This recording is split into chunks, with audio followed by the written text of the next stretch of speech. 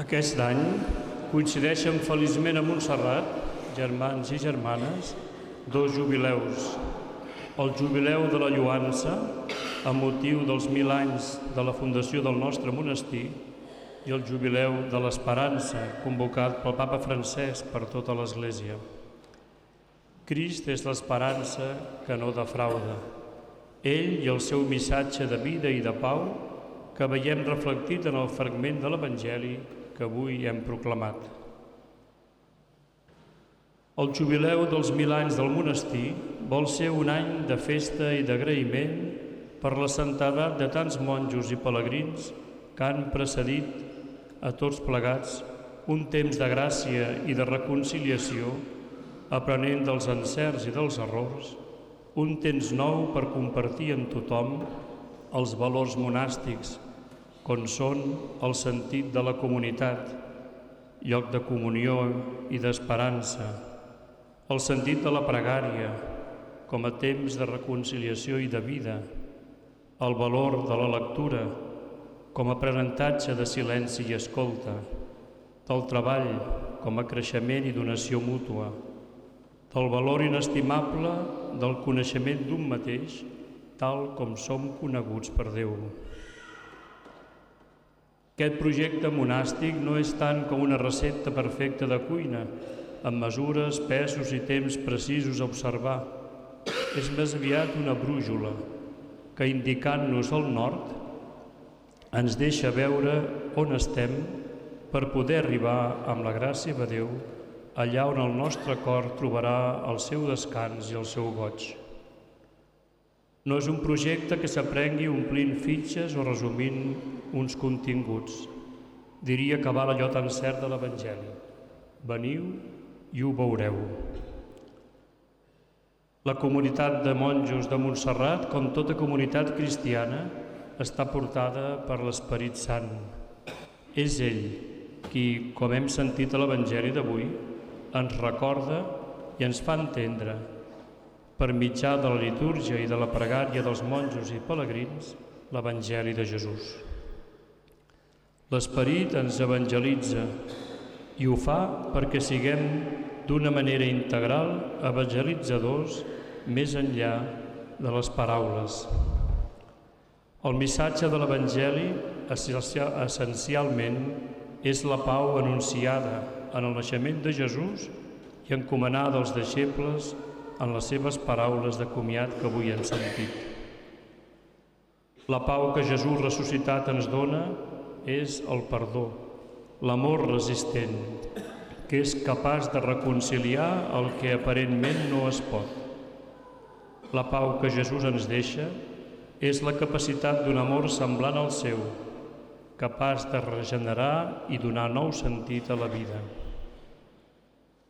La pau de Jesús no és la pau que el món pot donar, sovint basada en equilibris de força i silenciant els dissidents.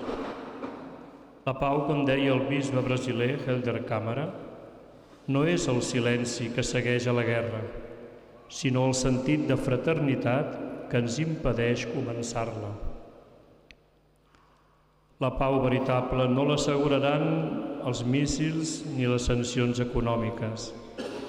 La pau que cerquem només pot venir de Déu, perquè ell, en Crist ressuscitat, és la possibilitat real d'obrar des de dins del cor de l'home l'obra de la pau.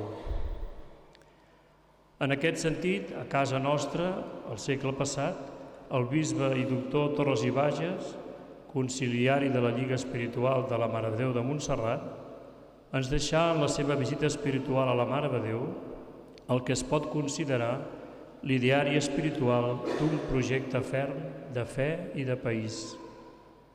En aquesta pregària popular s'invoca Santa Maria perquè acompanyi i guiï el poble de Déu en la seva missió evangelitzadora. Una pregària que, encara que poètica, no és un fer volar coloms. Conscient de les dificultats interiors i exteriors que suposa aconseguir la pau, ens recorda els instruments amb els quals es pot anar conquerint. El primer de tots és una fe plena d'esperit, ferma, però que no faci les coses més difícils dels que ja són. De càrregues les indispensables, com sentíem a la primera lectura. La pau comença per un mateix, vivint i fonamentant una honestedat de costums, amb un desig pel bé comú sense exclosos i un parlar desarmat d'odis i de venjances, com ens recordava el Sant Pare en l'audiència recent als periodistes. Desarmem les paraules i contribuirem a desarmar la terra. Una comunicació desarmada i desarmant ens permet compartir una mirada diferent sobre el món i actuar de manera coherent amb la nostra dignitat humana. El cor de la visita espiritual vol recordar-nos la finalitat de la pau, que és unir totes les persones amb cor de germans. La primera de les 3 darreres invocacions d'aquesta pregària popular a la Mare de Déu assenyala encara la importància de les arrels cristianes que han fet de la nostra cultura allò que som. La segona petició ens posa a l'aguait per no deixar-nos enredar pels enemics interiors i exteriors, que són els extremismes de totes bandes. I finalment, en la darrera invocació, ens recorda la pau, una pau sense vencedors ni vençuts, una pau que agermana, una pau cristiana i perpètua, diu l'oració. Pregueu-la i ho veureu. En definitiva, la pau que Jesús ens porta és una pau basada en el concepte vinculant de germans i fills de Déu.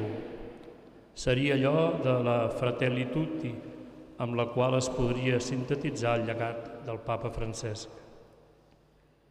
D'aquí a poc, abans de donar-nos mútuament un signe de pau com a germans i fills de Déu, demanarem a Jesús aquesta pau i aquesta unitat que només ell pot donar. I així podrem veure com l'Esperit, per mitjà tant de la pietat litúrgica com de la pietat popular, ens evangelitza, perquè la nostra vida personal i comunitària, essent una lloança a Déu, esdevingui veritablement per a tothom un signe de pau i d'esperança.